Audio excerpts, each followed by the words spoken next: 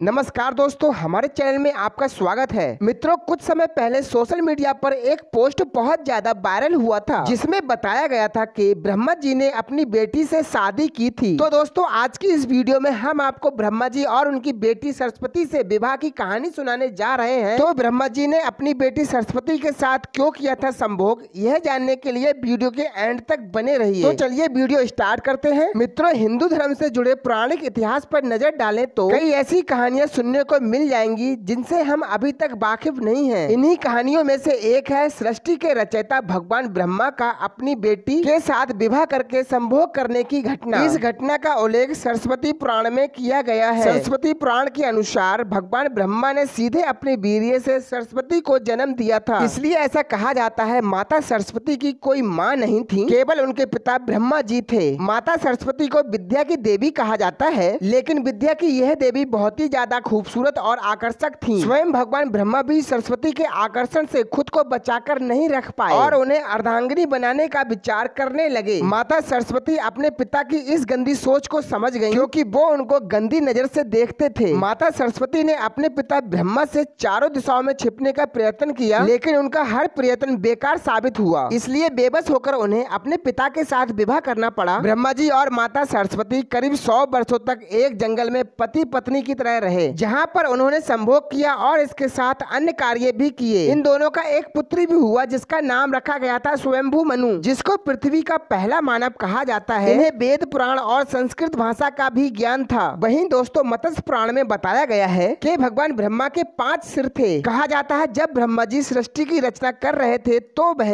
इस पूरे ब्रह्मांड में अकेले थे। ऐसे में उन्होंने अपने मुख से सरस्वती, संध्या और ब्रह्मी को उत्पन्न किया। ब्रह्मा जी अपनी ही बनाई रचना सरस्वती के प्रति आकर्षित होने लगे, क्योंकि वह बहुत ही ज्यादा सुंदर थीं और लगातार उनकी तरफ देखते रहते थे। ब्रह्मा की आदत को देख सरस्वती माता को शक हो गया कि मेरे पिताजी ब्रह्मा जी की निगाह मुझ पर गलत है, वो मुझे गलत इरादे से देखते हैं। ब्रह्मा की आदत से बचने के लिए सरस्वती माता चारों दिशाओं में छिपती रहीं, लेकिन वह उनसे बच नहीं पाई और माता सरस्वती आकाश में जाकर छिप गई। लेकिन ब्रह्मा जी के 5वें सिर ने उन्हें देख लिया और उनसे सृष्टि की रचना में सहयोग करने के लिए निवेदन किया। माता सरस्वती से विवाह करने के पश्चात सर्वप्रथम मनु का जन्म हुआ। तो मित्रों, ब्रह्मा जी का अपनी पुत्री के साथ संभोग करना अन्य सभी देवी देवताओं की नजरों में बहुत बड़ा अपराध था। सभी देवी देवताओं ने मिलकर पापों का सर्वनाश करने वाले भगवान शिव से आग्रह किया कि ब्रह्मा ने अपनी ही बेटी के साथ संभोग किया है, जो कि एक बहुत बड़ा पाप है। ब्रह्मा को इस अपराध का दंड मिलना चाहिए। तो क्रोध में आकर भगवान शिव ने उनके 5वें सिर को उनके धड़ से अलग कर दिया। तो दोस्तों, शिव पुराण में अब हम आपको बता देते हैं कि ब्रह्मा जी और माता सरस्वती के संभोग के बारे में क्या लिखा है। तो दोस्तों, शिव पुराण के अनुसार ब्रह्मा जी के 5 सिर थे, लेकिन जब अपने 5वें मुख से उन्होंने सरस्वती,